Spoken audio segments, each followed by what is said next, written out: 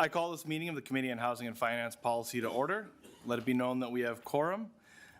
First order of business for the day, members. If I could have a motion to approve last meeting's minutes. Representative Mecklin moves the minutes. Is there any discussion to the minutes? All those in favor of the minutes signify by saying aye. Aye. Opposed? The minutes are approved. All right, so today we are going to continue working through the Yes to Homes package of bills that we have in front of us. The first bill we have on the agenda today will be House File 2140, and I make the motion that House File 2140 be re-referred to the Committee on Elections, Finance, and Government Operations. Welcome to committee, Representative Kraft. Thank you, Mr. Chair. Great to be here.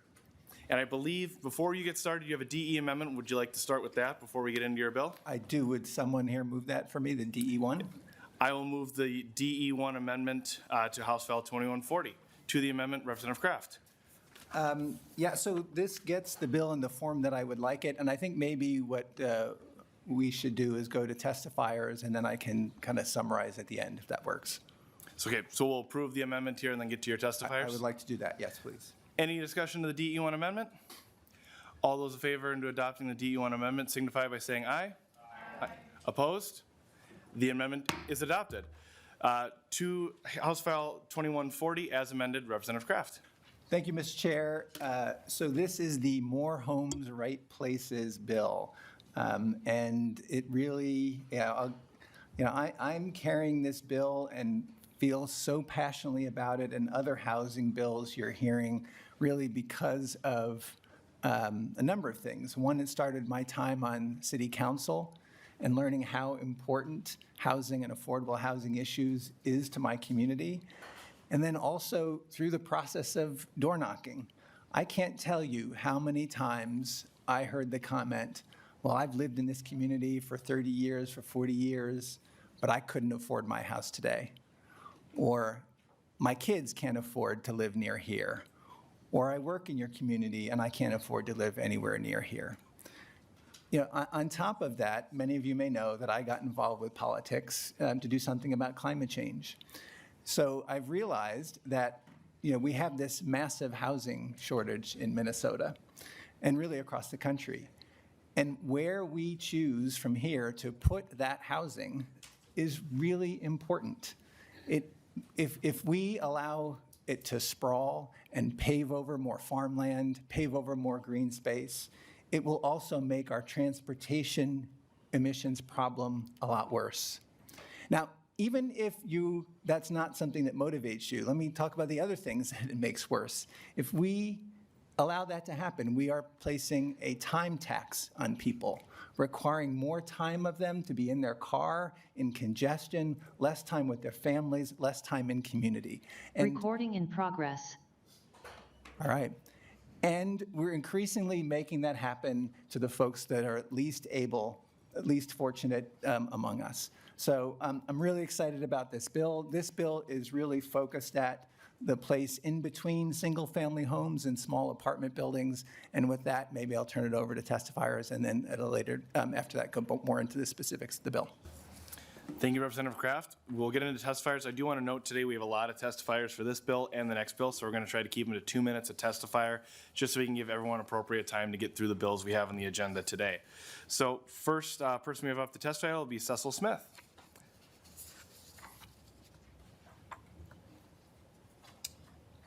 And if he's not here yet, we'll move to Brian Baer.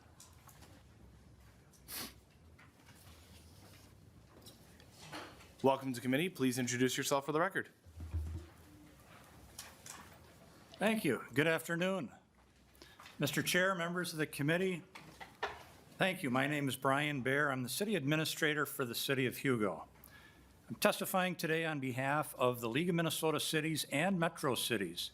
Thank you for the opportunity to testify. I'd like to thank the author of this bill for listening to comments so far. However, we do still have some concerns. The bill as amended by the DE1 would create mixed housing districts on 50% of the land in our non-urban city, that is the city of Hugo, is zoned residential.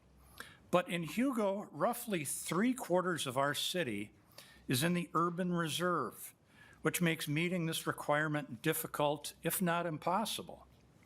Our city is also prohibited from drilling new wells to access drinking water because of the White Bear Lake problem.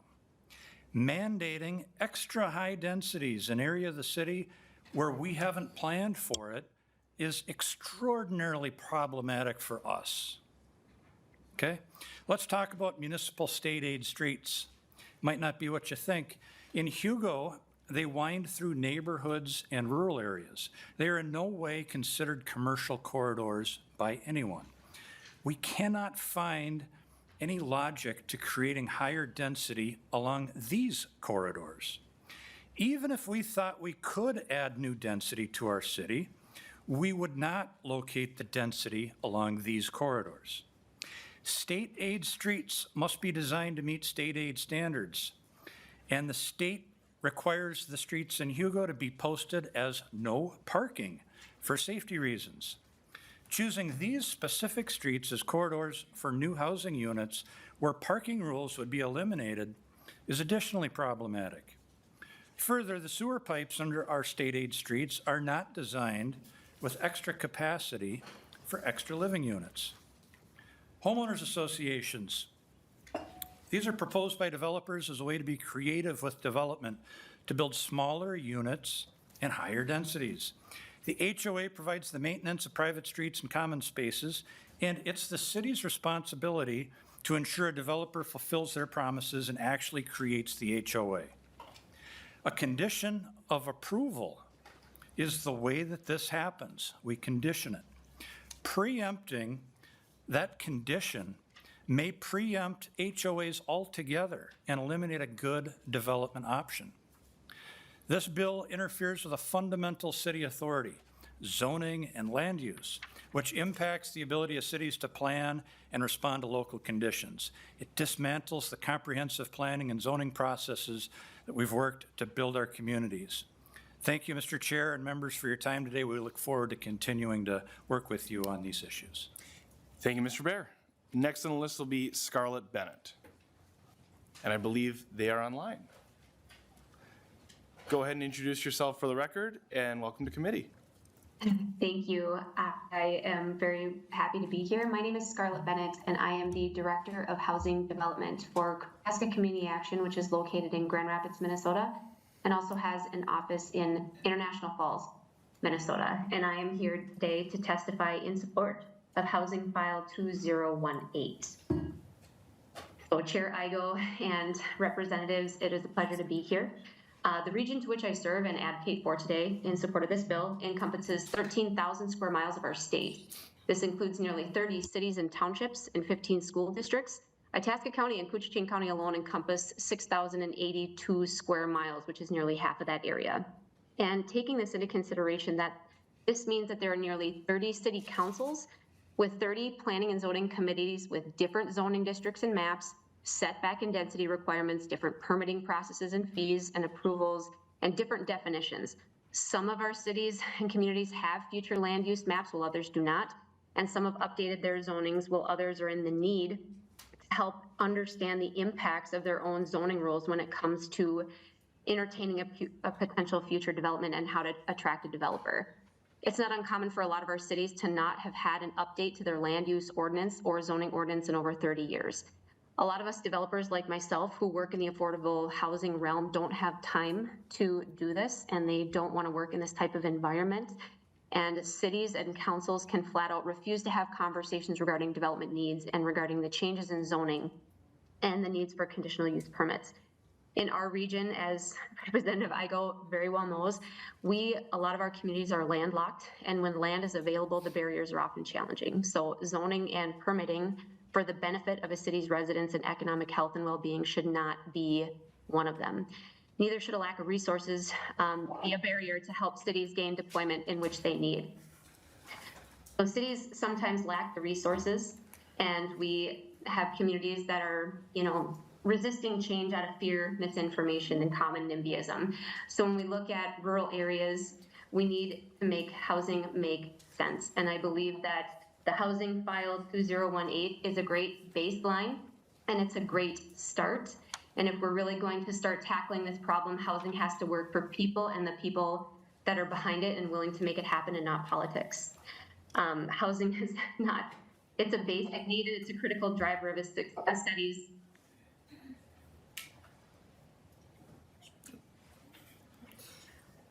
I apologize, I'm working from home today with kids. Sorry, this is Minnesota. But I understand that we have a housing crisis that's very real in Minnesota, and it applies to constituents that are both Republican and Democrat. And with the big barriers that we face, like cost, capital, control, and compliance, zoning should be one that we don't have to worry about. And again, to reiterate, I testify in support because I feel that even though a lot of our cities have moved mountains to gain development, a lot of them will not. And I think that this bill will be a great step forward as a baseline, a guide point, and a reference to help cities build that capacity that they need to entertain future development. So thank you, and sorry for the interruption. No worries. Thank you, Ms. Bennett. It looks like Cecil Smith is here if you want to take the stand. Welcome to committee, and please introduce yourself for the record. No, this is 2140. Mr. Chair, I think I'm here for the commercial, multifamily and commercial. Oh, looks like our agenda might be a little haphazard here then, so I apologize. Thank you. Give us 1 second, make sure we got your right testifiers here, Representative Kraft.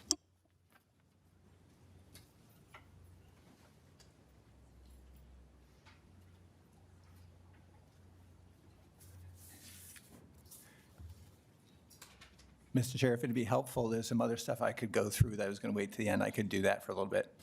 If that's okay, why don't you go to that, Representative Kraft? I want to make sure you get your right testifiers here. okay. Apologies. No problem. So, there's no one thing that is going to magically resolve our affordable housing crisis, but it cannot be resolved without fixing housing supply. And I've seen a lot of data, and I think when you look at the data, it screams out at you that we have a supply problem. And so I want to go through a little bit of that just to level set. And there's a handout that I gave that starts with yes to homes. And I'm going to peel out a few slides there. So if you go to the slide 3, this shows that our affordable housing gap, that households that don't have access to affordable housing at the lower end of our affordability scale, 114,000 gap, okay? That's on that affordable side. If you go to slide 5, this is evaluating the decade from 2011 to 2020, the goals that we had in the 7-county metro area for affordable housing. And what you can see is, based on the goal, we hit 44% of that goal. So the message here is that our current approaches are not working. If you look to slide 6, I think this really is where you can see really clearly the housing gap.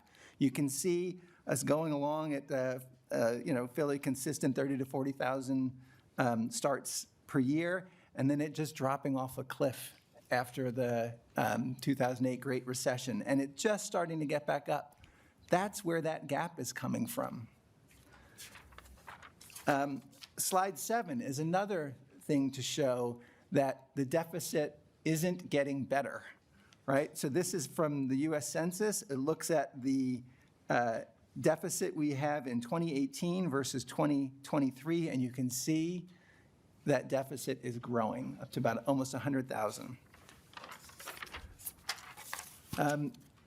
Then I want to turn to slide 8. This one is pretty stark, and I think yours is not in color, but what it shows is, if you see in the 2008 to 2013 timeframe, you see that the chart that's kind of high and then drops off. That's the number of $200,000 and below homes on the market.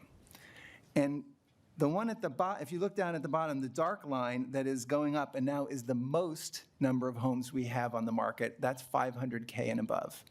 So this chart just shows you the impact of that housing supply problem on the prices that have to be paid on housing. And then a little bit more on that, if you look at slide 9, you look at the percent growth in home prices versus median household income just from 2016 to 2023. If we back this up even more, it would be worse. Going from a 30% increase in household income, the median home prices increased 71%. Slide 10, I call this the glimmer of hope. All right, this is stuff that has been done by Minneapolis. They enacted policies to increase housing supply. And here is where you can see that their change in housing units overall in Minnesota and Minneapolis was much higher. They're the bar on the left. The change in average rent is much lower, 1% versus 14% across Minnesota. And, by the way, the change in homelessness dropped down. These policies we're talking about, are the data is screaming at us to do them and can be successful. So that's the level set that I want to do. And then if we're ready for testifiers, I can then after go into the specifics of the bill. Yes, it looks like we got it figured out. We had 1 or 2 get switched around when it printed, so then it flip-flopped everything, but I think I got the order back in front of us. So next on the list then would be Rick Varco. Welcome to committee. Please introduce yourself for the record.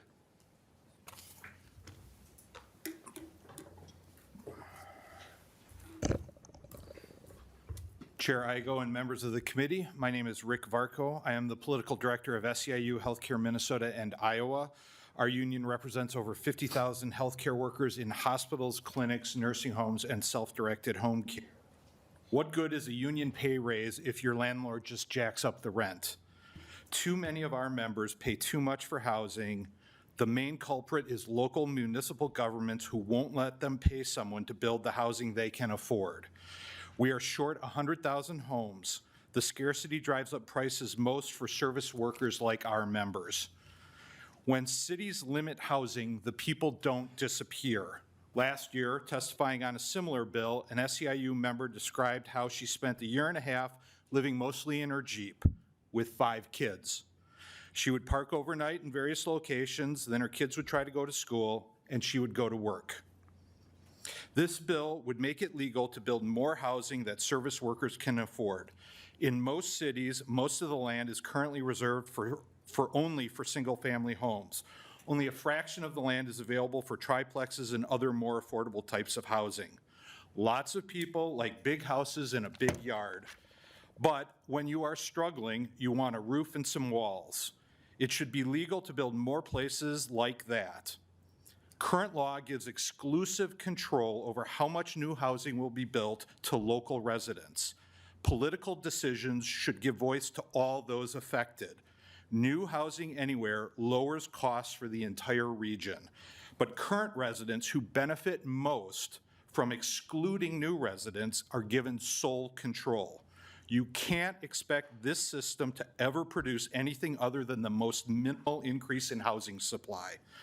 This bill simply allows the rest of us, through the state, which is our democratic voice, to speak up in favor of a few minimal steps to build the housing we need.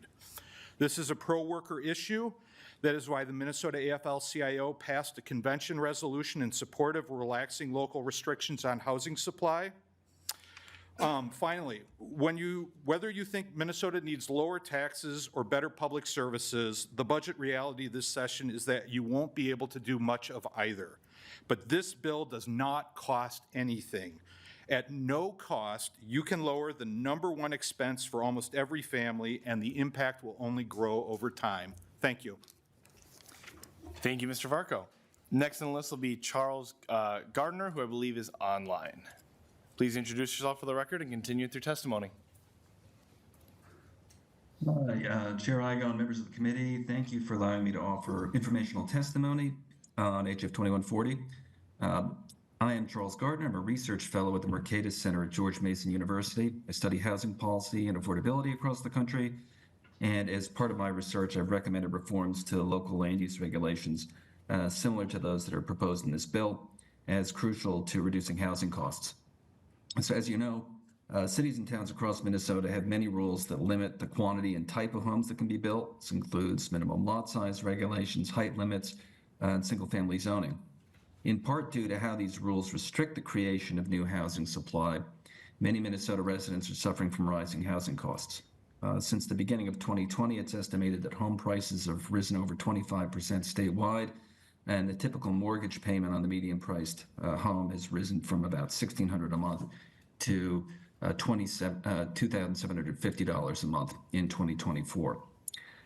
So restoring property owners' flexibility to build housing in different configurations and at higher densities is an essential step toward bringing rents and prices under control. Its importance is increasingly being recognized at the state level, and this is nationwide. In our work, we've cataloged how many other states have already enacted very similar reforms to the one that's being proposed here, including Arizona, Maryland, Montana, Vermont, and Washington. All those states have already enacted bills legalizing between 2 and 4 units on single-family lots in various areas, and many other states are considering them. We've included written testimony with links to our work where you can find these bills and read more about them if you're curious. Allowing more and denser housing to be built where currently only single-family homes are permitted is a market-driven approach to improving affordability. So this bill would help reduce the cost of newly constructed homes by allowing home builders essentially to at least triple the density on many lots, adding to supply. It also provides for a streamlined administrative approval process for housing. Streamlining procedure is another important area that is ripe for state reform. Just a comment on the balancing of interests. The benefits of new housing are dispersed. When new housing is built, it benefits the people who live in it, but also frees up some less expensive housing in other areas that residents of the new building are leaving behind. And this improves housing affordability overall, in the market overall. But despite these collective benefits, many residents resist the prospect of nearby housing construction and neighborhood change. State-level action can help reconcile these interests in a way that respects the rights and interests of all state residents. So ideas like those proposed in this bill would achieve this by setting reasonable limits on the local use of the zoning power and would allow the housing market to better respond to rising demand, which would improve affordability without requiring any government subsidies. The bill would also put Minnesota in the company of a growing list of states, which I mentioned, that have enacted legislation allowing more units per lot. Thank you. That's all I have. Thank you, Mr. Gardner. Next on the list will be Peter Wagenius. Welcome, committee. Please introduce yourself for the record. Thank you, Mr. Chair. I'm Peter Wagenius, Legislative Director of Sierra Club North Star Chapter. Excited to be able to testify on the same side as Mercatus. Minnesotans want homes near their jobs, transit, and amenities like grocery stores and parks. But current policies force maximal development to the fringe of the metro area, requiring people to drive the longest possible distances and destroying more forests, wetlands, farmland, and open space. Legalizing a variety of housing types in walkable communities would help us address housing affordability, preserve farmland, and protect our environment. Maximal sprawl, as noted, is not a product of the free market. Local city policies have made efficient and economic use of land illegal. In MnDOT's review of policies to reduce the growth of vehicle miles traveled, they ranked land use and parking policies as more impactful than every other option combined. This is a statewide problem, and the state must act to address this.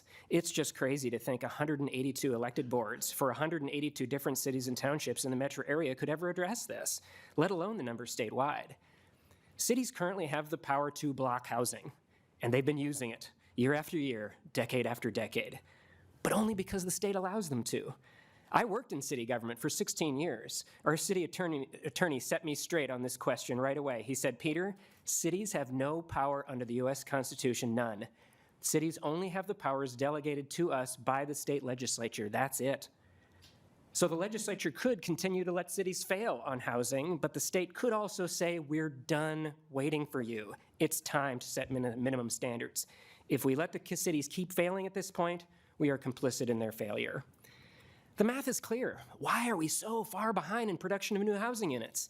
There has been a simultaneous increase in population for the last 6 decades and a simultaneous decrease in the number of people per household.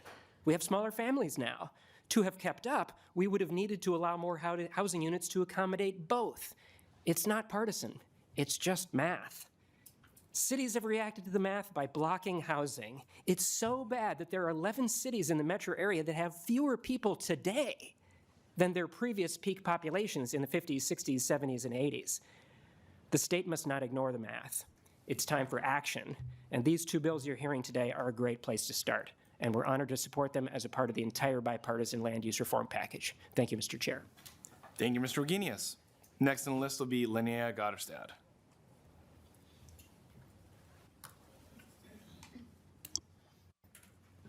Welcome to committee. Please introduce yourself for the record. Hi, my name is Linnea Gotterstad. I am a resident of District 59B and a volunteer for Neighbors for More Neighbors. I'm here today to testify in support of HF 2140. I moved to Northeast Minneapolis in 2014 and from the start loved my community there. My then fiance and I rented a one-bedroom apartment in a fourplex that couldn't be built in most Minnesota neighborhoods today.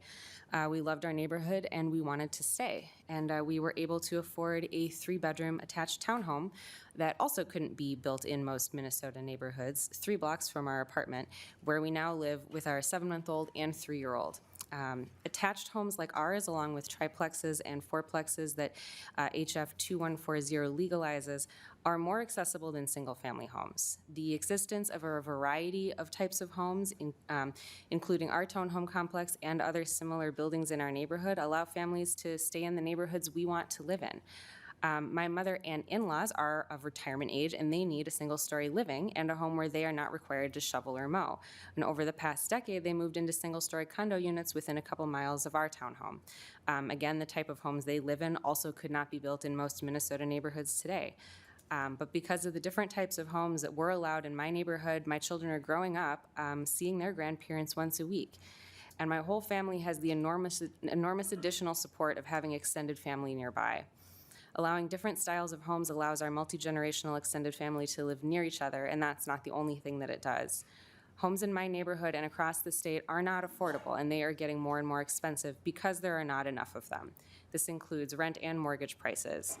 This bill will allow more homes in the neighborhoods we already have in our state, which will help take the pressure off the cost of housing across the board.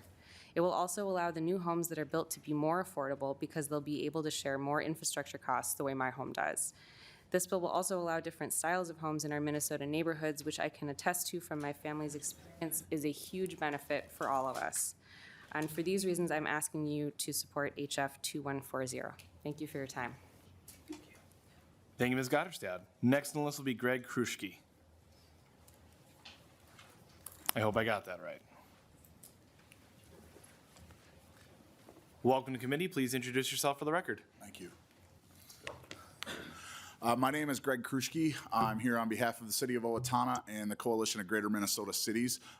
In my role, I'm the Community Development Manager for the City of Owatonna. One of our big accomplishments was last year, the City of Owatonna adopted their first ever comprehensive plan. And in going through that in a thorough public engagement process, we came up with ways to find ways to add density and walkable neighborhoods within our city that was incorporated in 1862. So moving through that, we developed a number of nodes throughout our city of where these density areas could sprawl out from and be able to develop that going forward. With the proposed bill here, that addresses these in corridor styles and density areas with the vast number of acres in Owatonna that we have, to get to a 50% level just doesn't work for us. But we can do this in other existing areas that we've developed in our comprehensive plan to be able to address some of the density and how we can continue to grow our city. We are in desperate need of housing in Owatonna. However, we cannot get developers to look at Owatonna.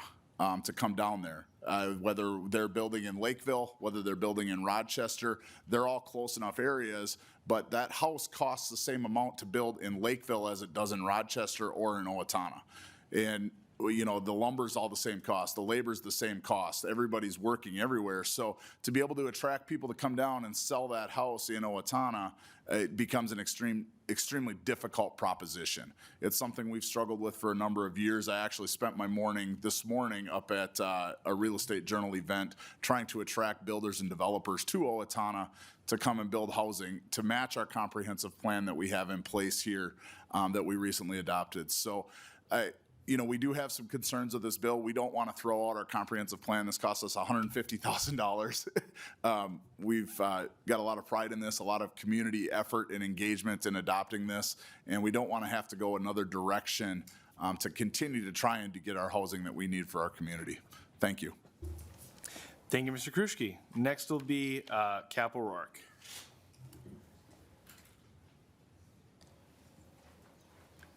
Welcome to committee, and please introduce yourself for the record.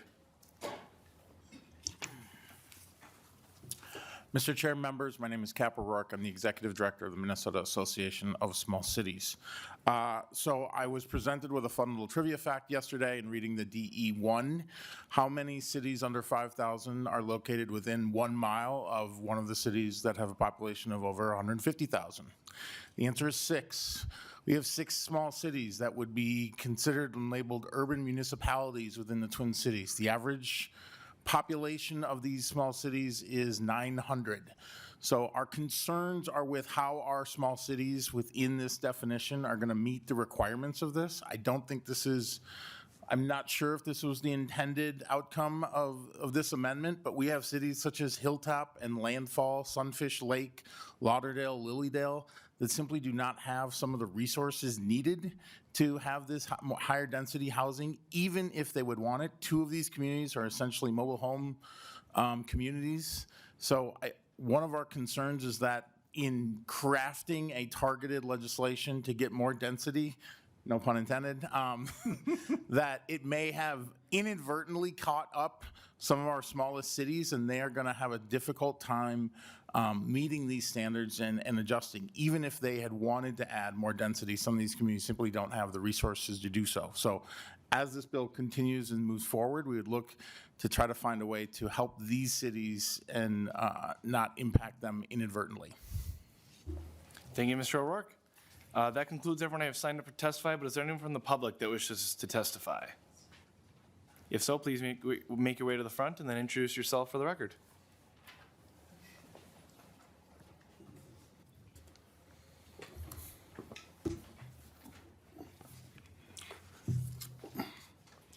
Good afternoon, Mr. Chair and other committee members.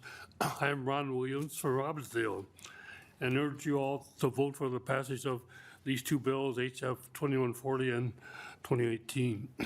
In Minnesota, we look out for each other. We want a home for ourselves and our families, but everyone deserves a reasonable housing. Reasonable means that it meets the needs of a person and the person's family. That means that it's affordable for them. It provides a home for them which they could go to work and is accessible to groceries and other stores. However, exclusionary zoning laws have helped to lead to a shortage of at least 100,000 homes in our state. House File 2140 would help turn the situation around by requiring the creation of mixed-use housing zones.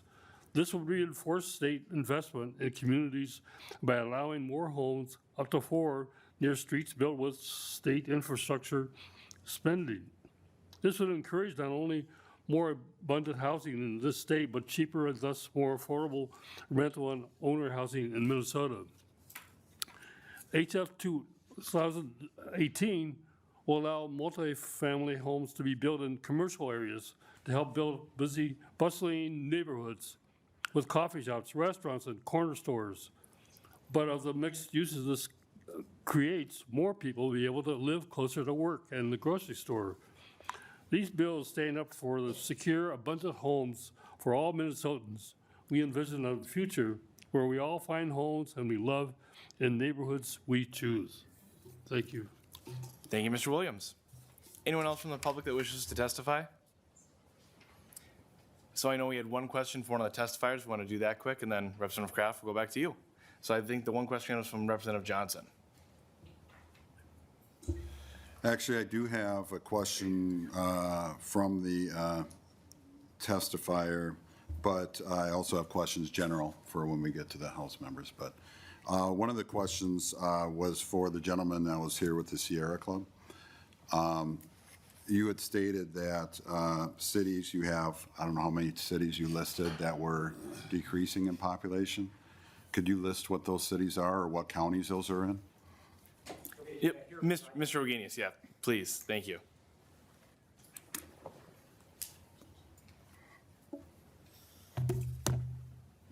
The cities in question that are underneath their peak populations are the city of Minneapolis, the city of St. Paul, and 9 other cities directly adjacent to them.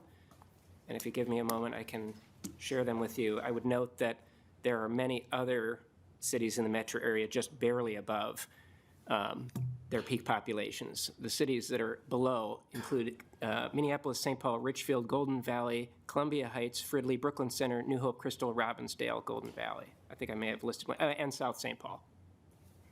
Representative Johnson. Thank you, Chair. That's what I wanted to hear, and because I've seen those reports too, and where they're escaping to is what we're trying to change to make them those cities. So thank you. Next on the list will be Lead Howard. Yes. I had a, thank you. I had a question for Mr. Kruschke from Owatonna, if he's still here. Mr. Kruschke, if you could come to the front, please.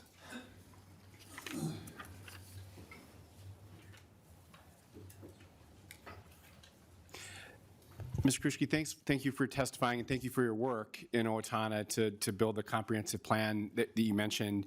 And you talked about how in your comprehensive plan you did identify nodes for additional density where you thought that made the most sense for your community. And that, you know, as I understand in this bill, that is sort of the direction. We want to make it so that cities have the choice about where, and we have this 50% figure, and you said that didn't work. I'm just curious, in terms of your city, and don't need an exact number, but do you have a sense of what percent of your area is zoned for single family in your comprehensive plan you're looking for additional density? Mr. Kruschke.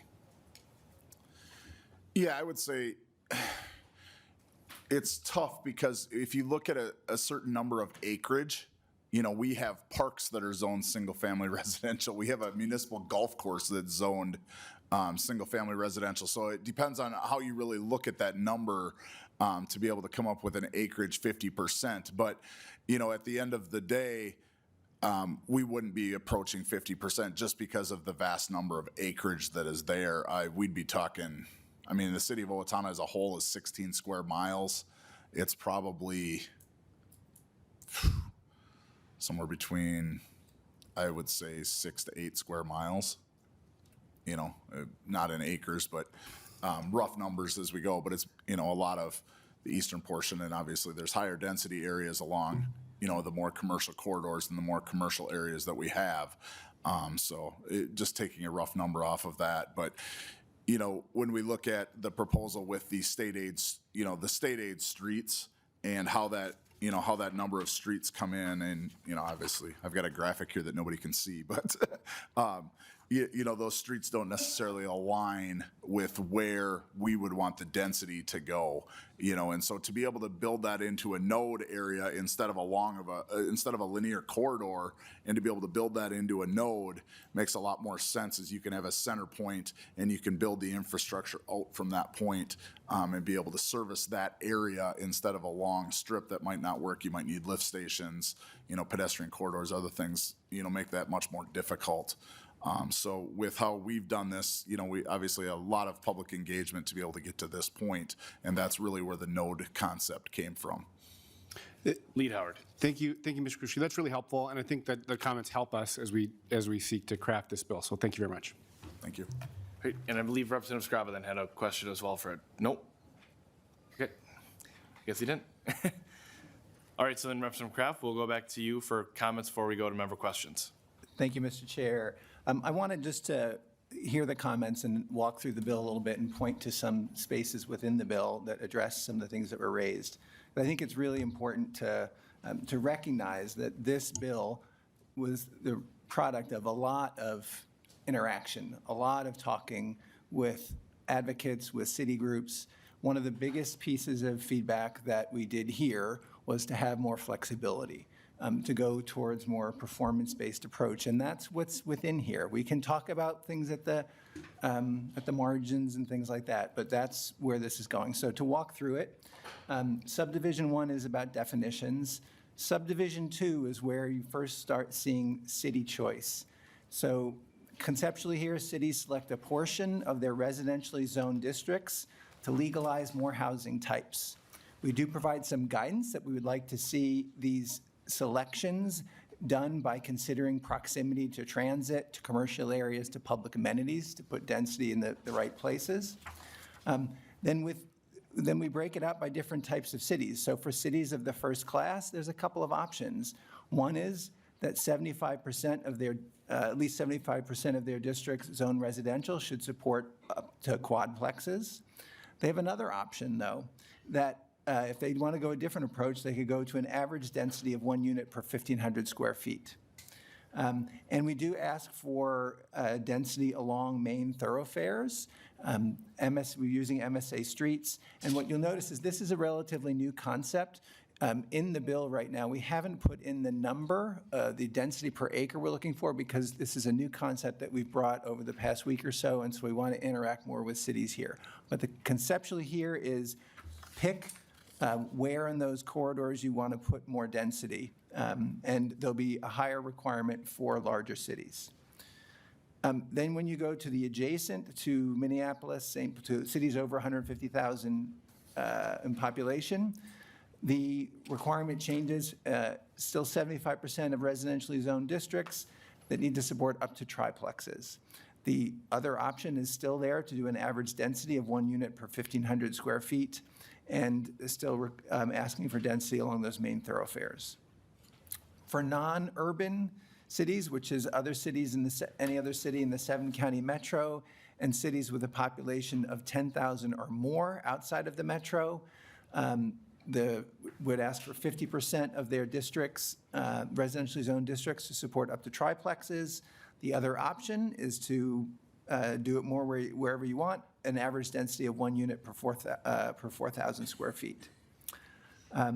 A note, cities outside of the 7-county metro area, less than 10K in population, are exempt.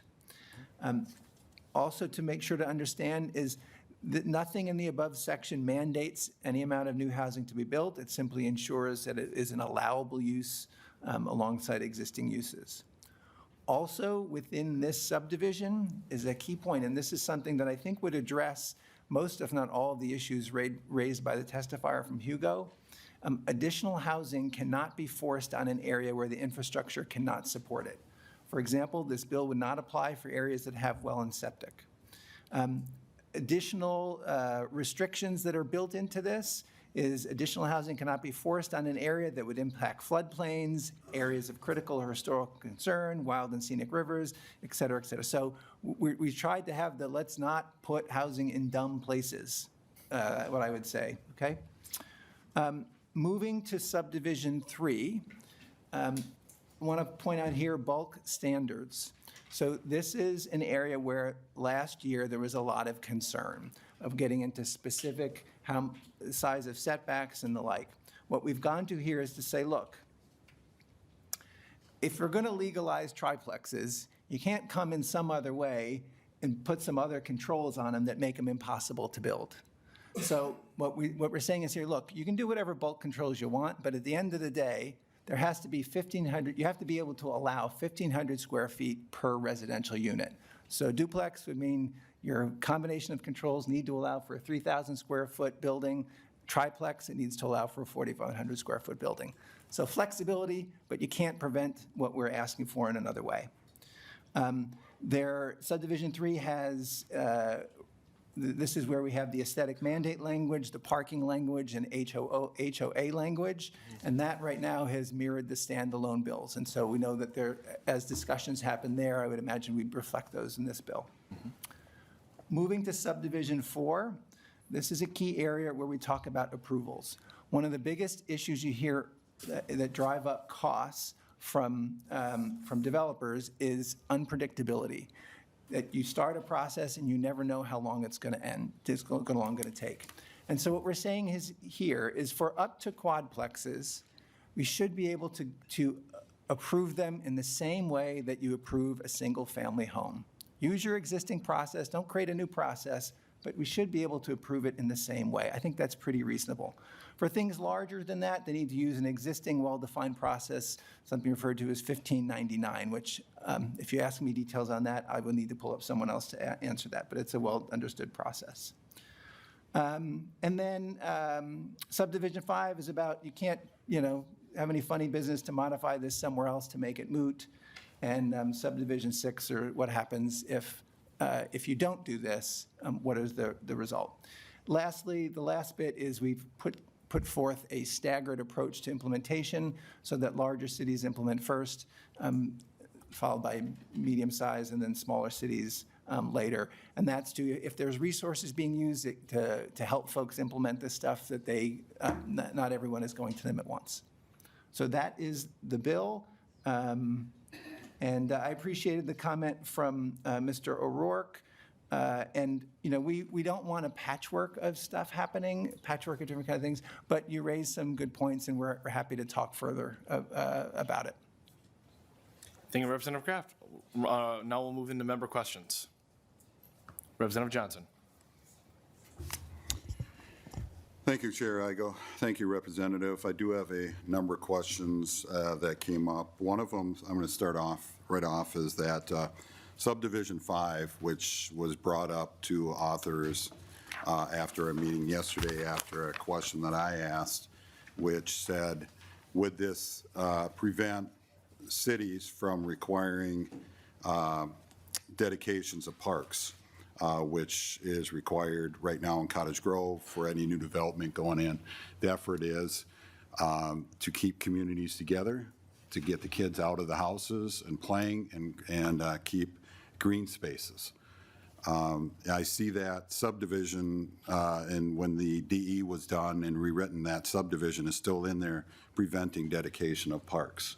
I was told that the law was not intended, or the bill was not intended to do that, but I still see that word still being utilized. So my question again here, does that eliminate cities from requiring developers and new communities, the cities requiring parks or money in lieu of a park to be able to put a park somewhere else? Representative Kraft. Thank you, Mr. Chair. Well, I wasn't here yesterday, and so maybe I'll ask for if there was some discussion yesterday it seems like it's building on things from yesterday, so I'd rather hear about that before responding. Lead Howard. Thank you, Chair Igo. Representative Johnson, we had a conversation about this afterwards and had some subsequent conversations. The intent here is to make sure that we're not creating backdoor ways for cities to create additional new ways to create additional fees, not to supersede what is currently the state of play. We had a conversation offline with League of Minnesota Cities about seeing if we should look at a language tweak, but that is the intent of the legislation. If I could add to taking some chair privilege, the last sentence really kind of gets into, quote, more restrictive than those in section or other municipal law or rule. So there's discussions being had, but that last sentence is kind of the sentence that cleans up the concern as understood by authors who are carrying multiple parts of this in their bills. So Representative Johnson. Thank you, Mr. Chair. Well, I would just, maybe I can do this in future amendments, just take that word out, and then it removes any possibility, because that's what it's called when you're at the city level, because I've been on Planning Commission and on City Council. It's a dedication. It's a park dedication that is required when you put in a community, when you put in these developments. And otherwise, you just end up creating, you take away all the green spaces and you just create inner city areas, and that's not what we want to do. So if that would be my suggestion in the future. The other question, sorry, Chair, I have questions. There was a comment made that there was no cost to this, which I have a little bit confused, because we had the city of Owatonna, I believe, up here said they just spent $150,000 in their comp plan. And my understanding is understanding is this would require every city to create a new comp plan, which then would cost hundreds of thousands of dollars to do. So my question is, why isn't there a fiscal note in here or acknowledgement of that, or is there going to be some compensation to these cities in the tune of millions of dollars to compensate that it's not a mandate, unfunded mandate put down on our cities now? Representative Kraft. Thank you, Mr. Chair. Representative Johnson. So I will maybe comment a little bit on what the testifier said. I think he was talking about relative to our general fund. Look, there's no free lunch on stuff, right? Things require work. This does not require a new comprehensive plan, so that is false. And as cities right now are going through the process of updating their comprehensive plans and update their zoning codes, fairly regularly, yes, this asks them to build that into their update process, and we give them time to do it. Representative Johnson. I would, Mr. Chair, sorry. I would turn to cities on that because a lot of the cities have just finished their comp plans, and it's a 2030 plan, 2040 plan, 2050 plan, and that's usually a 10-year plan. And if you're changing the density in a community, you have to update that and get that approval from the Met Council. So I would just say that there would be a lot of cost and time associated with that. But question I have, another plan I have is, what about, I know you talked about it would not be required or did not limit or would not, people have infrastructure issues or challenges. What about our communities that are dealing with PFAS and the thought and being restricted from the DNR from putting in wells, and the places that can put it in require treatment centers? I'm talking about Lake Elmo as an example, being told they have to put in a bunch of multi-family when their system and their city can't handle it, just because the DNR has shut them down as far as being able to build wells in the homes that they are building. There's challenge right now. So would there be a thing that if cities are challenged with PFAS and limitation in water, would they be excluded at this time? Representative Kraft. Yeah, Mr. Chair, Representative Johnson. So I'm not familiar, I'm obviously familiar with the horrific PFAS situation we have, but are these places, are they not allowing single-family homes today? Representative Johnson. Yes, they are allowing single-family homes, but I agree, townhome development, sorry, Mr. Chair, if I forgot it, townhome development, multifamily homes add a lot more demand on water than a single-family home. So I think you could build a number of single-family homes compared to how many multifamily homes in a community. That will be an example, Mr. Chair, bring in Lake Elmo as example. They have a mobile home park that has PFAS in the well. They are not allowed to hook up to the city water of Lake Elmo because of the water restrictions that have been put on them because they can't drill the wells. So that is their situation. So then to turn around and say I have to put in hundreds of more of these prop homes when they can't even take care of the communities that are actually there already would be a concern. And I'm just wondering if that would be something that they could exempt from. So Representative Kraft, and I'll just add too, again, this bill in front of us isn't mandating the homes be built. Yet, if a developer wants to come and build those homes and work with the DNR to make those homes happen, that's what this bill would be doing. Representative Kraft. Thank you, Mr. Chair. Representatives, I'll also point you to lines, especially 330 to 332, which is language that we've actually worked on with the cities that talks about issues, and especially the last two, including the adequacy of existing public infrastructure imposed by a municipality to promote public health, safety, and general welfare. So I'm not an expert on this specific situation, but if adding housing is against the public health and general welfare, then this would allow to not be allowed. And I would say, if they can build 3 single-family homes, they can build a triplex. Thanks. And Representative Johnson, I know we have to get a few more done, and out of respect for our next bill up by a fellow committee member. I think we're going to move on unless you have another short question, but very short. No, I was just going to say thank you, Chair. All right, other members for discussion. Lead Howard? I'll be brief. Thank you, Representative Kraft, for all of your work on this bill and the body of our work to build more homes. I really appreciate the approach we're moving in this bill towards that performance standard method, where we're sort of saying, cities, you know your cities well. We are having an expectation with a statewide housing shortage that we need to be building more homes in the right places, but we're going to let you all do the work to make sure it's going where it makes the most sense. And to me, that's, again, an approach that we're listening through this process and adapting the bill, and I think ultimately gets us to a better final product. You know, and just to reiterate what we heard from some of the other testimonies, these concepts are not brand new.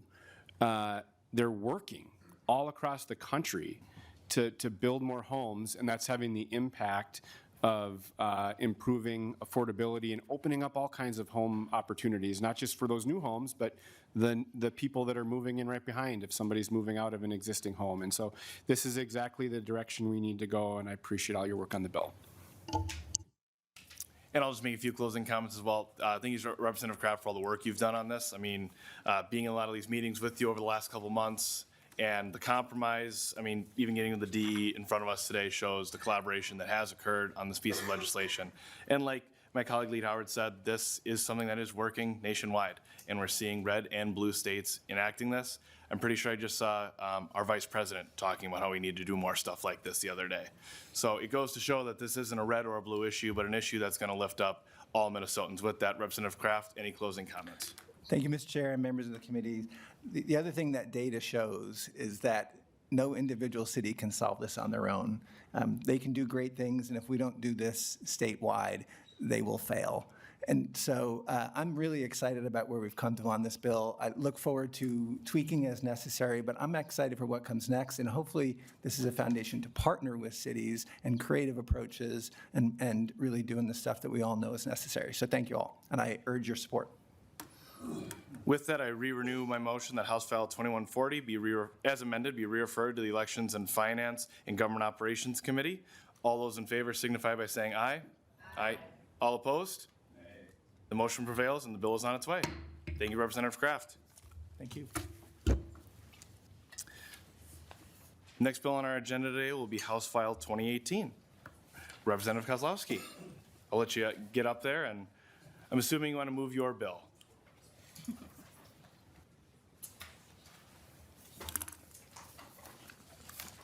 Chicago members, yes, I would like to move House File 2018. Representative Kozlowski moves House File 2018 to be referred to the Elections, Finance, and Government Operations Committee. Representative Kozlowski, to your bill, and I believe you have an amendment. Would you like to move that first to get us the bill in the shape you would like? Yes, thank you, Chair. And I would like to move the DE to get the bill in the form and shape and where we're wanting to head. Representative Kozlowski moves the A3 amendment. To the amendment, Representative Kozlowski.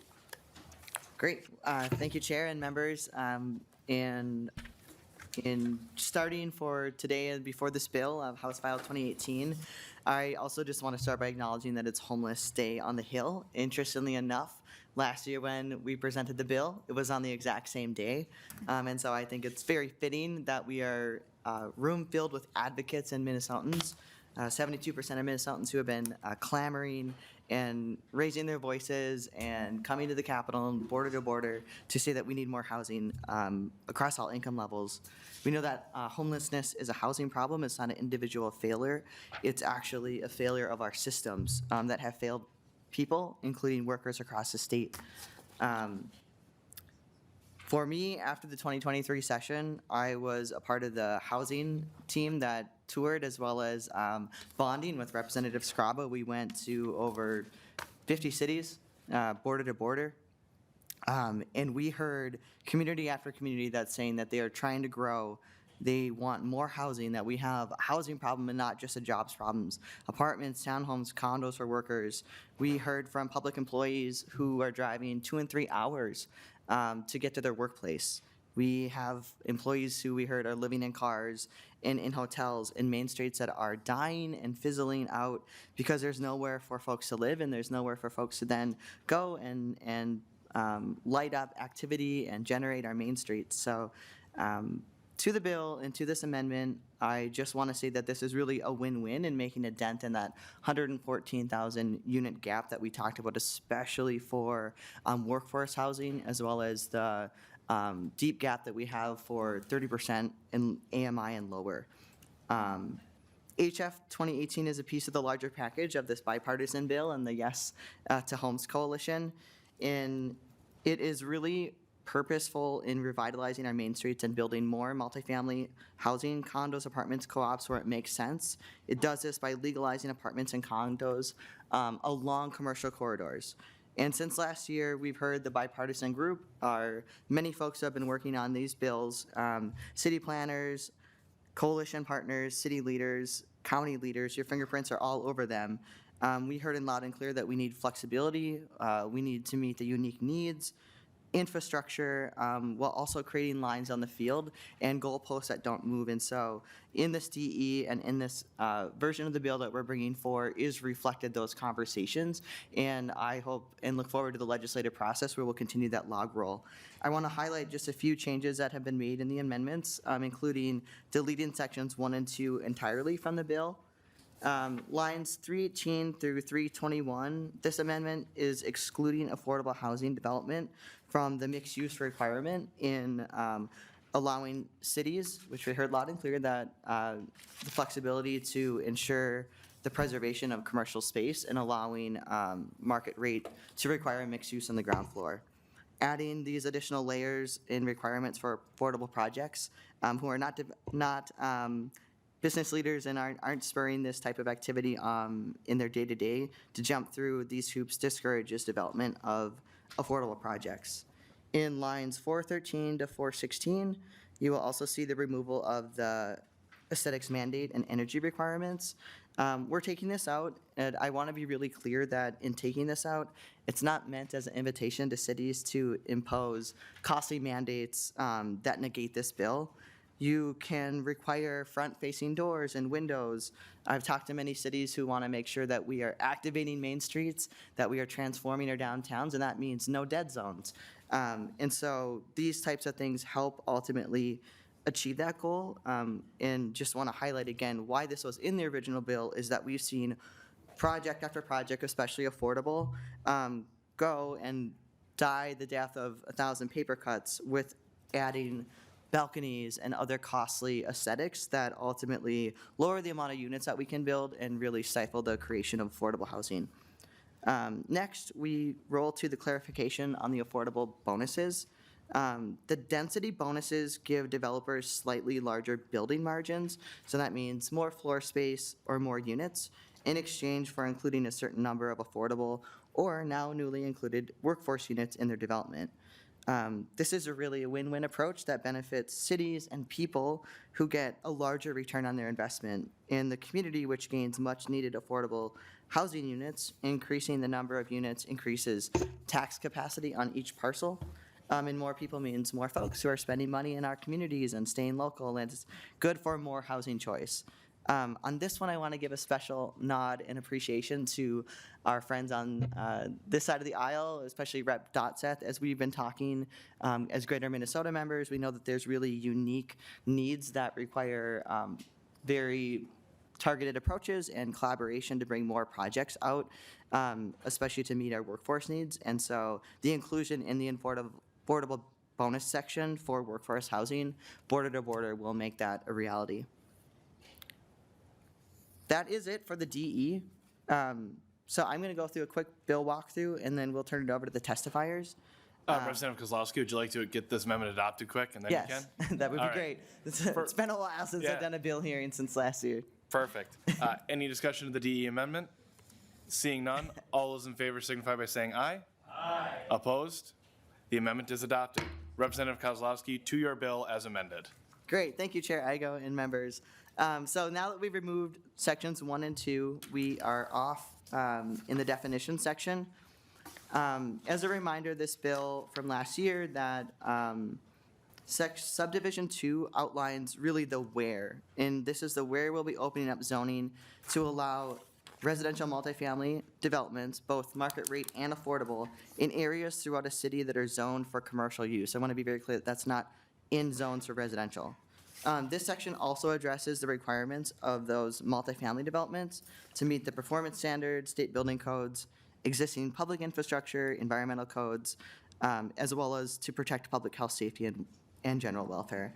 I want to emphasize that this is where a very small portion of all communities are, and we're talking about in commercial parcels. Subdivision 3 adds on to the where and how. This outlines some limitations and standards that will be required of cities in the first class, along with cities within the 7-county metro, to ensure that multifamily development projects can not just be legal on paper, but that they can be built and made a reality and not caught up in red tape that adds on time and money to projects. Subdivision 4 builds on the how by implementing an administrative review process for multifamily projects that's similar to what's already in statute in 1599, with the goal of keeping project timelines moving at a reasonable pace. Really, we just want to make sure that there's not an open window of time frame where projects can hang out there for an indefinite amount of time. And Subdivision 5 creates the option of affordable housing and workforce housing density bonuses, which again will help incentivize builders to include affordable units in their projects. And that also means more units will get out to market. Subdivision 6 bans the common use practiced by cities of enforcing excessive and restrictive controls, such as performance conditions, standards, fees, things that add on time and expense onto projects and ultimately stop their development. I also just wanted to take the time before we get to the testimony to prevent some mischaracterization of this bill. This bill does not mandate the construction of multifamily homes, condos, or apartment buildings. It just expands them as a legally available options throughout the state. And the bill also does not shift taxes onto homeowners. It incentivizes mixed-use developments, which will have a portion taxed at the commercial rate.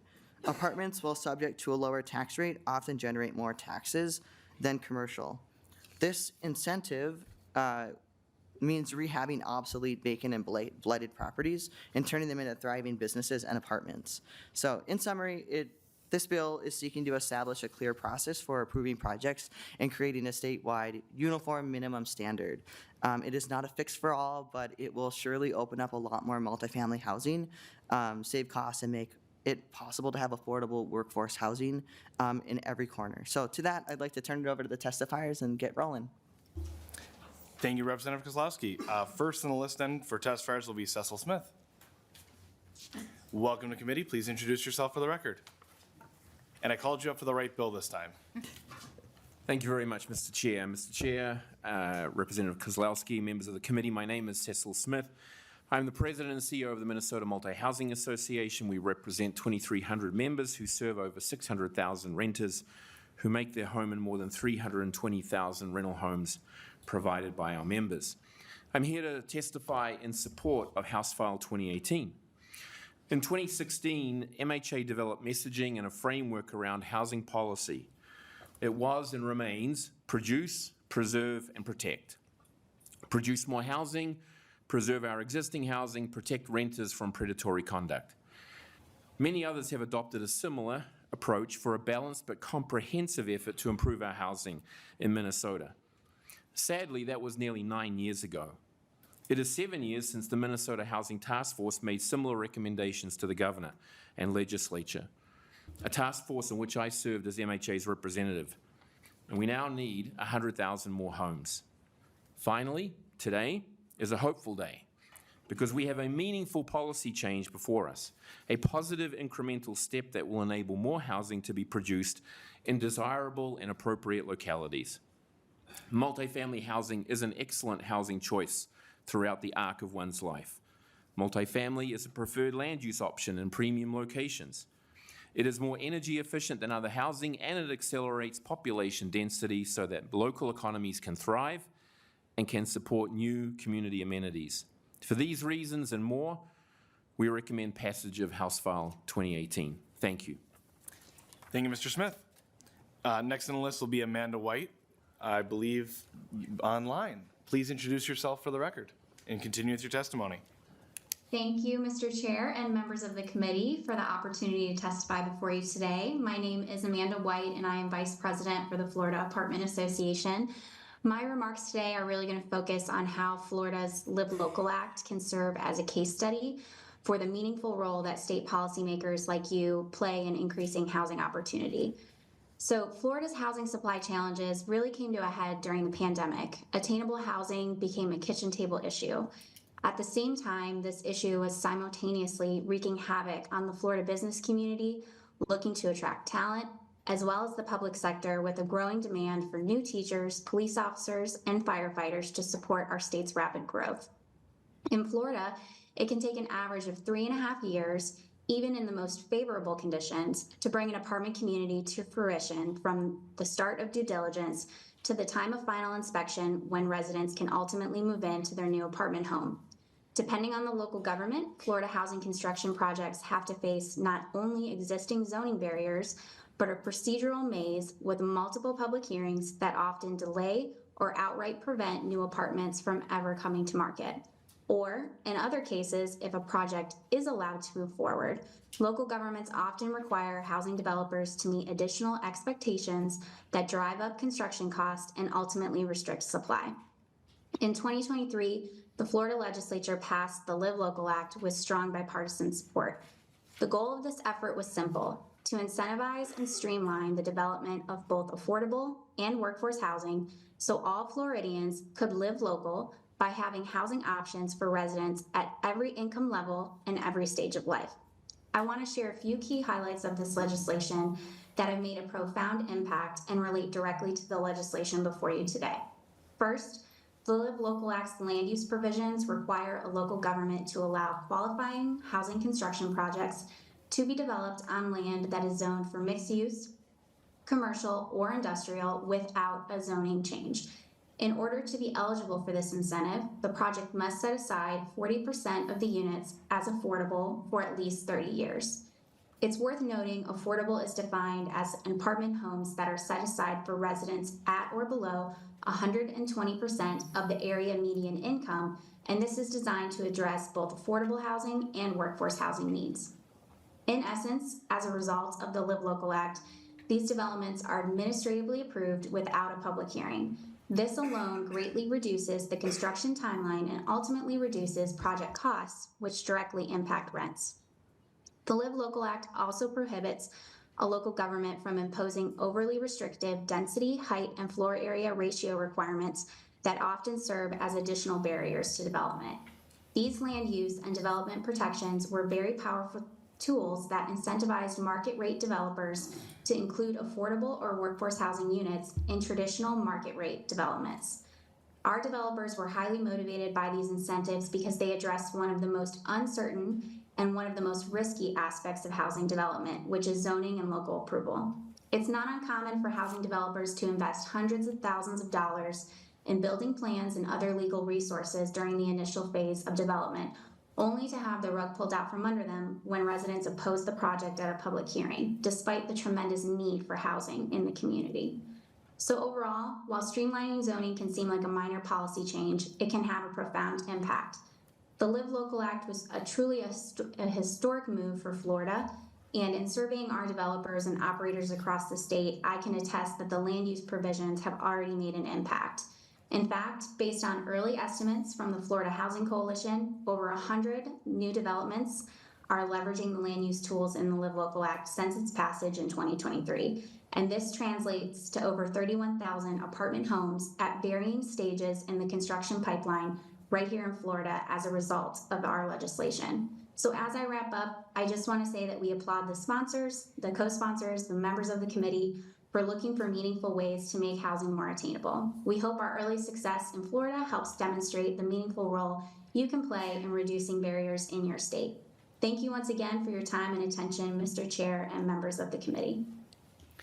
Thank you, Ms. White. Next on the agenda will be Brian Baer.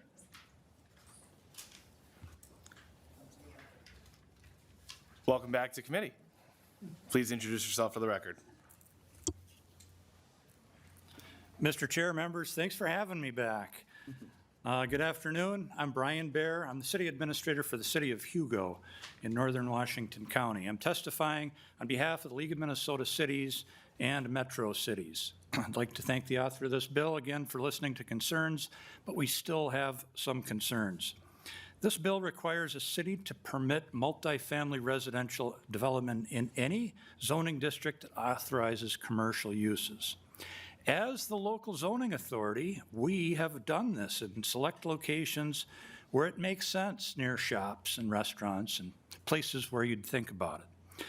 But please realize that not all commercial areas are the same. We notice the bill exempts heavy industrial areas. Thank you, that makes sense. But in Hugo, some existing commercial uses involve the operation of scrap yards, junk yards, heavy contractor operations, shooting ranges, gun clubs, loading of rail cars, operation of heavy equipment. I can go on. These are uses that generate quality of life impacts for nearby residents. Believe it or not, we get complaints. We'd like to avoid locating high-rise apartment complexes with minimal setbacks immediately adjacent to some of these uses for the same obvious quality of life reasons. We think city officials are best prepared to make decisions of this type based on parcel-specific conditions. This bill obliterates parking requirements.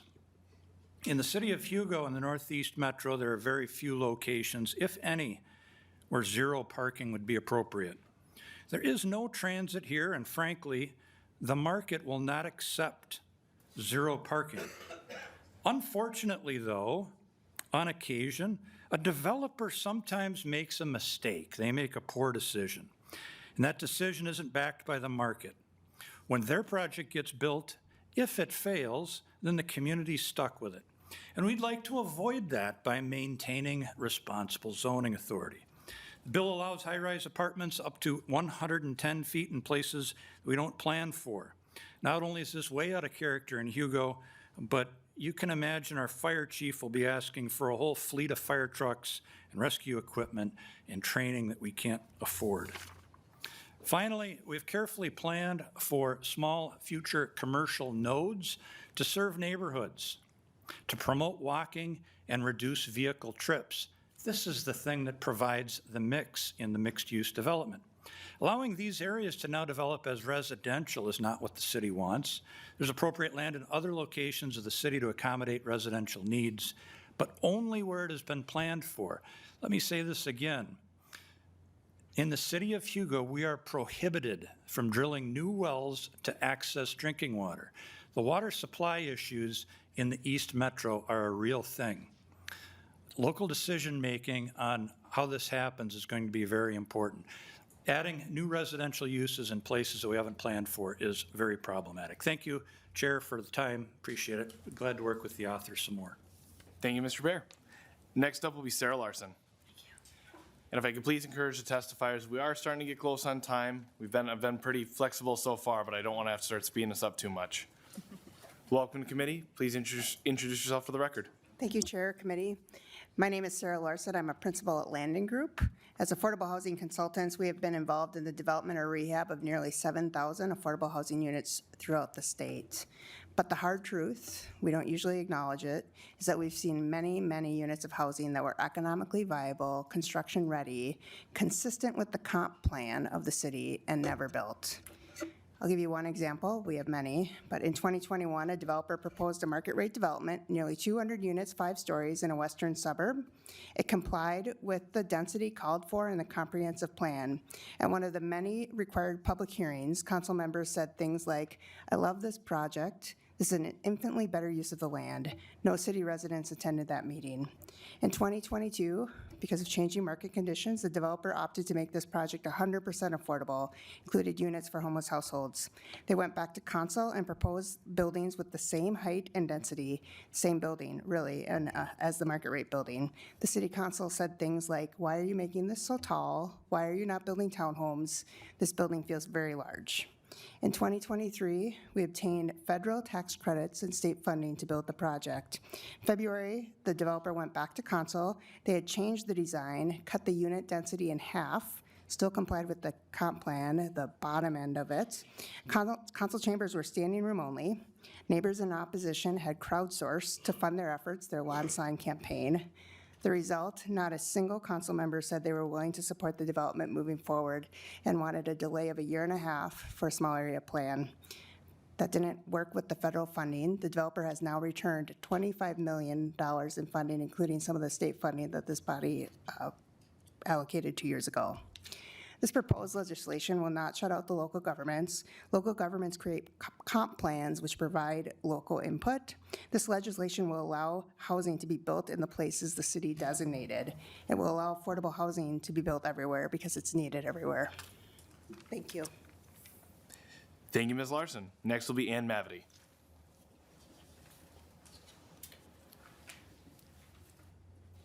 Welcome to committee. Please introduce yourself for the record. Thank you so much. Chair Igo and members of the committee, my name is Ann Mavity, and I'm the Executive Director of the Minnesota Housing Partnership. And I'm also the co-chair of the Yes to Homes Coalition. And the Yes to Homes Coalition has a lot of unexpected partners across the housing continuum, but also beyond that, including healthcare, food shelves, AARP, and many others. I'm also a former city council member, serving 3 terms as a city council member, and served on the board of the League of Minnesota Cities. And I say all this because I understand the complexities that we're wrestling with of these various perspectives on this issue. But the bottom line of why we need this legislation is that our current local housing approval processes are failing us. And across Minnesota, they're not producing the housing that everyone agrees that we need. So despite these ambitious state and regional and city level housing goals, we're constantly falling short and we're nowhere near reaching the production that we need. So we're endlessly negotiating project by project, 30, 40, 50 units at a time. And meanwhile, Minnesota's businesses are struggling to find employees. Minnesota hardworking, low-wage workers are trying to find housing, families and seniors as well, and they're paying way too much. So this system we have is not working. This bill maintains the key components of the current local controls approval processes, but it streamlines when and how they're implemented so that it creates predictability in expectations and in timelines. To highlight just 2 key examples, as Representative Kozlowski mentioned, the cities are able to require mixed uses in commercial areas so that when multifamily is built, it has cohesion within those commercial spaces. And in fact, sometimes these housing developments are actually the driver behind spurring more development in these areas because it's bringing people and consumers and customers to these areas. Finally, I want to highlight affordability. While more housing overall absolutely will help control these rising costs of housing, our biggest gaps are where the market doesn't deliver, and that's affordability, especially for the low-wage workers, our vulnerable neighbors. And so this bill provides allowances for projects that offer these affordable apartments, including not requiring commercial on the first floor and then some modest density allowances. So status quo is simply not working. This bill represents thoughtful and meaningful input and improvements to the process, and I appreciate your time. Thank you, Ms. Mavity. Next will be Nadea Young.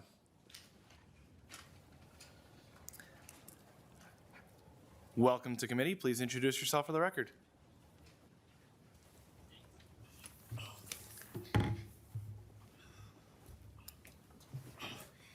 Thank you, Chair and members of this committee. Thank you for giving me the opportunity to testify for the House File 2018. My name is Nadea Young. I am the program coordinator for Winona Area Kitchen Table, which is a housing advocacy program at Engage Winona. My personal experience with housing instability has profoundly impacted my life. It led me to mental health struggles, forced me to take on adult responsibilities at a young age to help care for my siblings, and cause separation from my parents. I lived in overcrowded homes where it was difficult to focus and study, eventually leading me to drop out of high school due to my housing situation. In Winona, we face severe shortage of housing that meets everyone's needs. I still find myself stressed out about finding housing, especially as a single mom trying to secure a 3-bedroom apartment. The options are limited, and housing is simply too expensive. I dream of being able to take my children to good schools, my future after completing my bachelor's, but these dreams feel out of reach because of high cost of living. So many people in our community work tirelessly, but still cannot afford stable housing. We have families paying more than half of their income for rent, individuals choosing between paying for housing or buying food, and children struggling in school, kids being taken away from their homes because they don't have a stable home. There are moms working multiple jobs just to make ends meet, leaving them unable to be present for their children. I want everyone today to just think about this problem. Is this truly living? Yes, housing is a national crisis and not just a Minnesota crisis. Well, we can take steps to improve the system. If we work together, we create vibrant communities and provide opportunities that will make a lasting impact. This is a victory that has the potential to change lives in many ways we never seen before. I'm a living testament from being a proud alumni from the St. Paul Jeremiah program and having people who were alongside me helping me. I went from subsidized housing to market rate rent, but I still have stressors the way the system are set up today. I want to think about my children's future, and I want to see them inherit something in this world without worrying about my children and their children. House File 2018 represent a crucial first step in creating housing options for everyone that fits everyone's needs. It introduced new zoning regulations that will help make better use of community land, foster unity, and support active community engagement.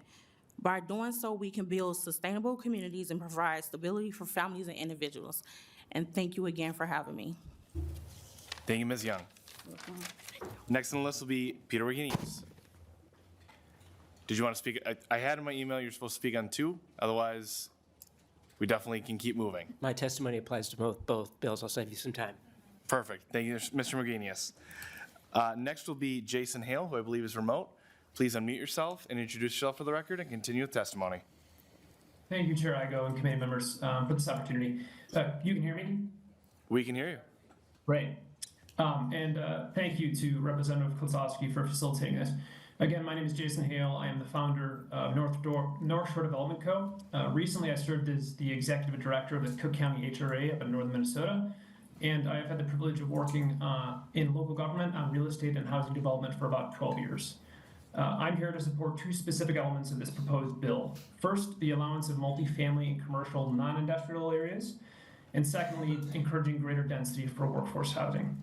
As many of you know, development is cyclical. Often certain trends take time to reach greater Minnesota or more rural places from more urban cores. For example, 10 to 15 years ago, mixed-use developments were all the rage. We saw a resurgence of them across the country, and for good reasons. Since then, however, the world has fundamentally shifted. Commerce is increasingly done online. Remote work and other things have resulted in pretty much a glut of vacant office spaces. And many of our commercial storefronts, and others have spoken to this, they host space available signs in their store windows. Despite this, communities across the state voice concerns about reducing their available commercial space and require businesses at street level in order to build housing in commercial districts, assuming they allow it there at all.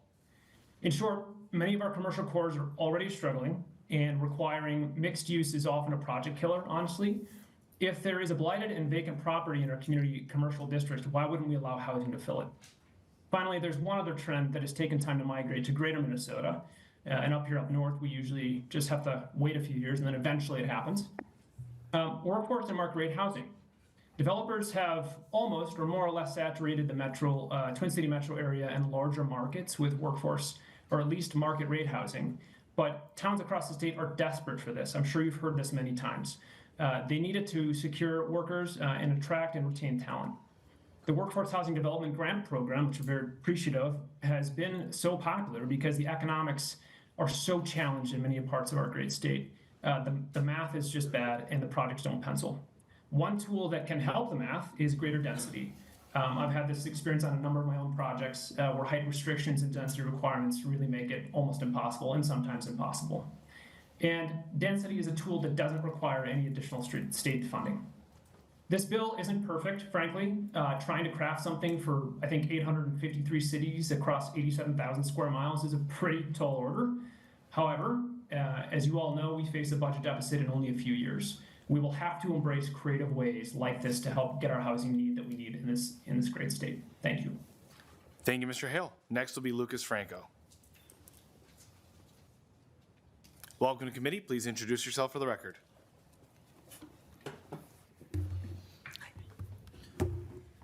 Good afternoon, Chair Igo and members of the committee. For the record, my name is Lucas Franco. I'm here on behalf of Leuna, Minnesota, and North Dakota.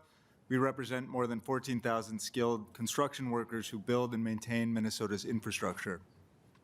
I'm here today to express strong support for HF 2018. This bill is a necessary step toward making our permitting process more transparent, predictable, and efficient, ensuring that we can build the housing and infrastructure Minnesota urgently needs.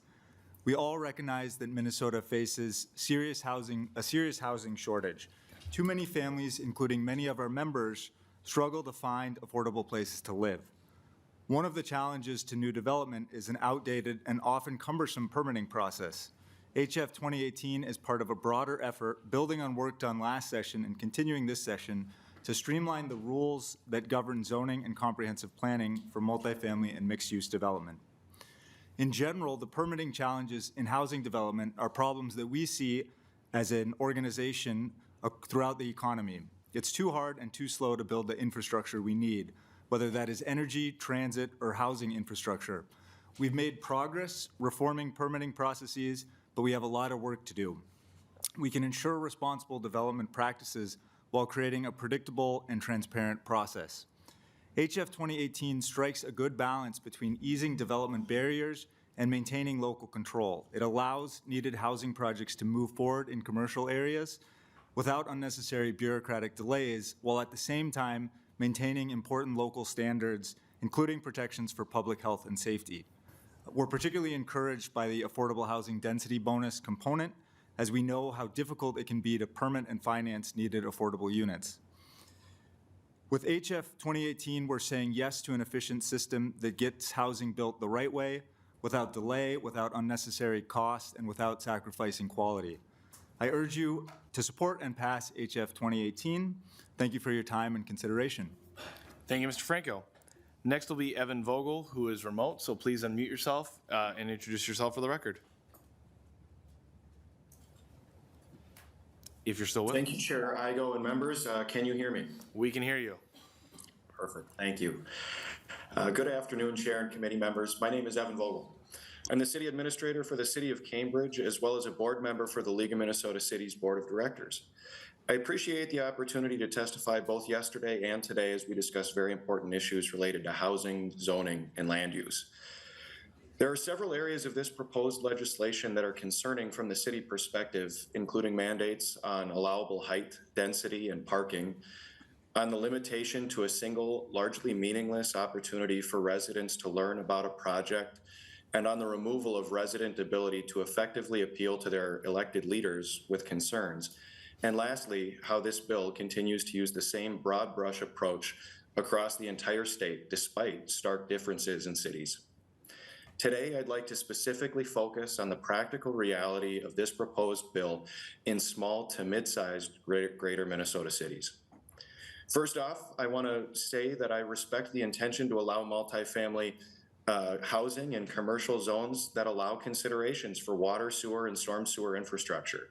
The practical reality in greater Minnesota is that we have limited commercial space in cities that already have small footprints. We often have a few big or mid-box stores, some nominal strip mall type locations, and parking. And/or we have a small downtown business district. In either one of these settings, an apartment building likely does not belong, but I understand that's what's being debated here. Where the real concern exists is in the mandate that this use be allowed in combination with a restriction on parking minimums. This legislation does not simply reduce parking minimums, it eliminates them. In Cambridge, we have incredibly limited transportation options, and overwhelmingly, our residents have cars. To place incredibly dense housing into spaces, whether current commercial or multifamily zoned, and then not hold that developer responsible for managing the parking needs of their residents will create problems for decades to come.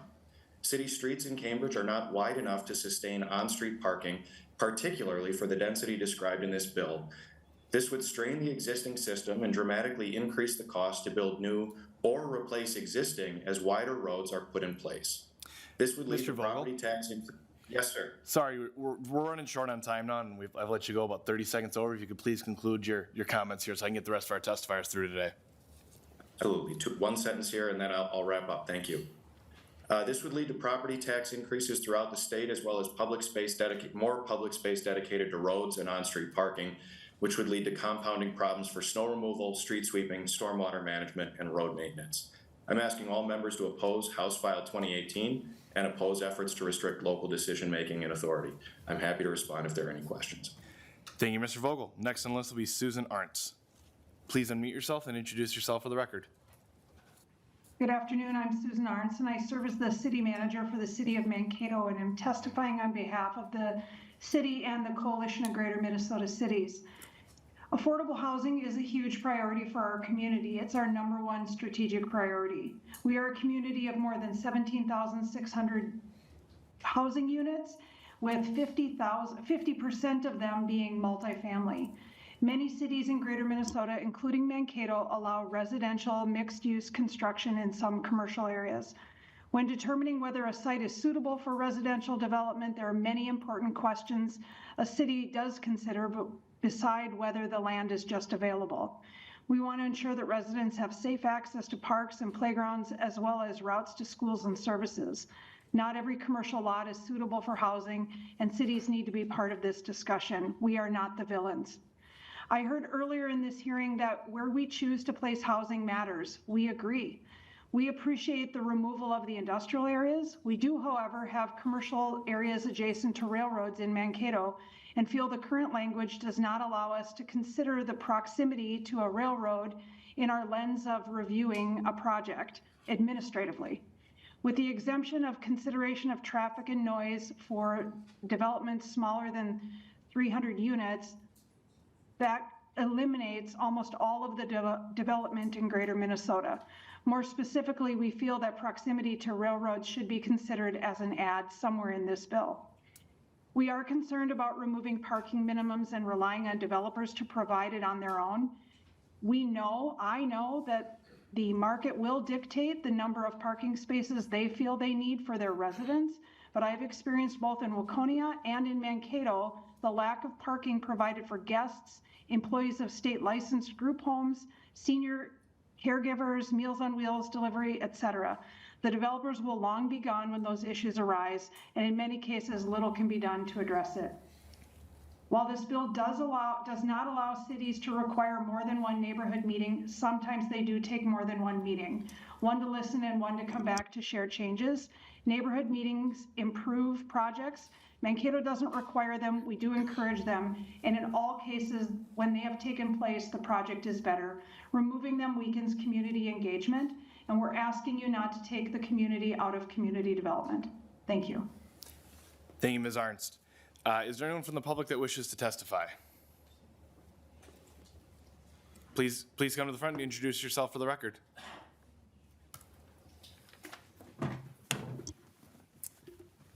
Thank you, Chair Igo and members of the committee. I thought I was on the list today, but apparently I must have gotten missed. My name is Jason Waddell. I'm the city manager for the city of Prior Lake. I'm a licensed civil engineer, and I'm also the former Director of Land Development for a national home builder here in the Twin Cities. But today I'm here testifying on behalf of the 18 cities that make up the Municipal Legislative Commission, where approximately 80% of the new construction of homes is occurring in the Twin Cities. We respectfully request that you would oppose this bill. Requiring cities to allow residential housing in our commercial zoned areas is very problematic, especially the provision of this bill where it does not require any mixed use for residential in commercially zoned areas that's new greenfield construction. So in Prior Lake, 40% of our city hasn't even been built yet. We have a lot of areas that are zoned for future commercial. Those would now be potentially all residential, and we would lose all of that future commercial tax base. We're a city of 95% residential, 5% commercial tax base. Losing any commercial is a big deal. It's going to force our residents to get into their cars and drive to adjacent communities just to get their basic goods and services. It means that any budget increases that we have as a city hits our homeowners. And it's going to especially hurt our low-income homeowners, and especially those that are on fixed incomes, because we don't have the commercial tax base to spread those costs across. We've also heard from our school districts about how important it is to maintain our commercial tax bases for their financial needs. The 75-foot building height is also a concern for us. That would be 30 feet taller than any building in the city of Prior Lake that exists today. And then when you add in the affordability component, you could have a 110-foot tall building in the city of Prior Lake, where currently the tallest building is 45 feet, completely out of scale with anything we have, and we are not equipped from a public safety standpoint to maintain that. Parking, no parking requirements is a concern. We had a recent, within the last few years, senior housing project subsidized, 186 units.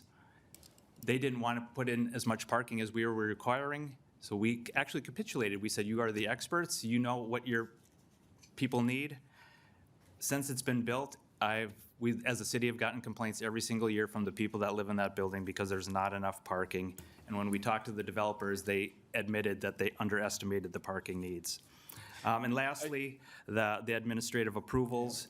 Not having planning commission or city council meetings, this bill silences the voice of our citizens on a new project that could potentially be a 110-foot tall building next to their properties, and they don't have an input on it. So thank you. Thank you for your testimony.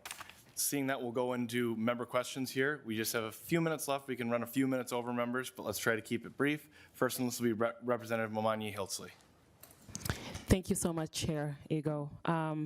It's just a comment that I want to make really quickly here. And I want to thank the young lady, I think it was Ms. Young, for basically being here and giving her personal testimony. Because sometimes I think that when we sit at this decision-making tables and when we haven't had those lived experiences, we might be limited in our ability to make sound policies. So I definitely want to thank her for her testimony.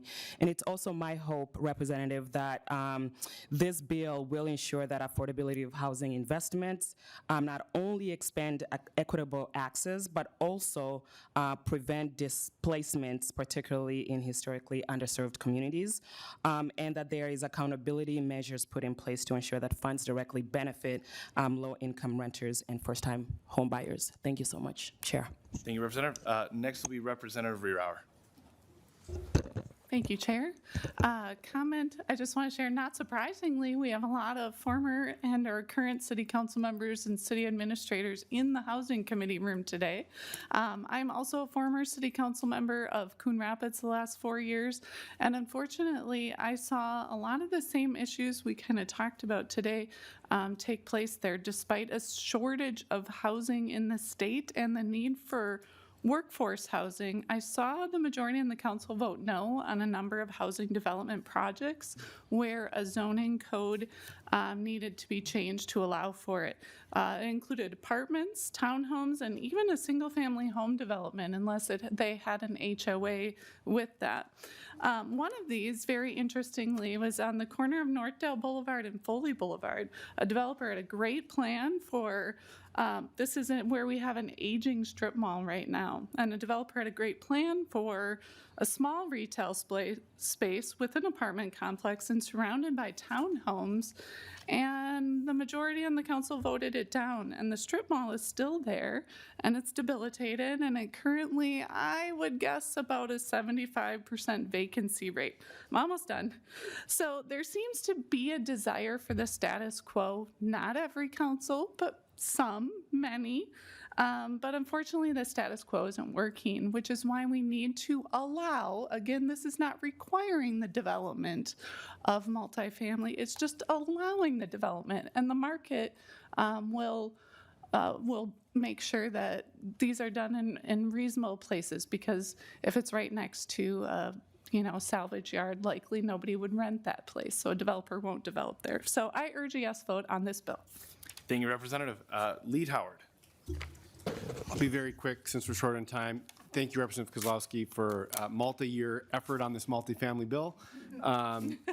The couple things I just wanted to mention, I was really struck by the testimony today by Ms. Bennett, Mr. Hale, and Ms. Larson, folks that are looking to help develop housing border to border all across the state, but are all saying the same thing, that the current system creates too many barriers, too much red tape, and it's having an impact. We need to listen to folks from border to border who are saying that we can make changes that'll improve things. And then the other piece of testimony that I thought was so valuable was hearing from our folks in Florida that have implemented some of these changes. And we've heard a lot of really scary things about what these bills could mean from our city folks. Well, Florida's done these things and it didn't sink into the Atlantic Ocean. What they've seen is more homes be built. And we can take that good learnings and continue to develop this bill and help us meet what I think we all share is the desire to build more homes. So thank you for your work and thanks for the discussion. Representative Kozlowski, to your bill. All right, thank you, Chair and members, and I really appreciate the robust conversation that we've had, and even just looking at this lineup as we joked yesterday about the logos, but I think also getting folks in this room and continuing these conversations who otherwise wouldn't is only going to make a better product. I think it's really clear as we've been having conversations today and in this committee that people and families of all age across Minnesota are looking for housing of all types that they can afford in, that they can grow old in and downsize, to families like mine can go from renting and being in subsidized housing as well to first-gen home owners. Everybody wants to have that as a reality for our neighbors. I also was struck by testimony from our testifiers Young and Hale to Franco, who's building housing, and our laborers to Florida, where they're cranking out 30,000 units in 2 years. This is setting the stage and building what we can do if we say yes to the Transforming Main Streets Act today and pass this into law. This bill is about helping people and communities and make sure that our businesses thrive. Minnesota needs more housing, and right now, I can't tell you the amount of conversations that I'm sure that you all had of, hey, I wish we could repurpose that pharmacy, or I wish we could repurpose that restaurant and put it back onto the tax rolls. And the reality is that we can, and it's happening in places like Ely, Lanesboro, Red Wing, Stillwater to Duluth. This bill will incentivize more of that. Ely was just named the most charming city to visit, and think about we heard about height and infrastructure and these things that we built in. We think about 75 feet. That's a pine tree. When you're the gateway to the Boundary Waters, those are the kind of communities we want to be building. Mixed use with coffee shops and childcare centers. These are the places that 72% of Minnesotans say they want to live in, and I think we can give it to them. So the Transforming Minnesota Main Street Act will not only build more homes, it will change education outcomes, healthcare outcomes, transform our downtowns, help bolster and expand businesses, and enhance our communities. And I ask for your support and a yes vote, members. With that, Representative Kozlowski renews their motion that House File 2018 as amended by the A3 amendment be re-referred to the Elections, Finance, and Government Operations Committee. All those in favor signify by saying aye. Aye. Opposed? The motion prevails. That concludes our business for the day, members. Our plan is to meet next Tuesday, March 18th at 3 p.m. With that, we are adjourned.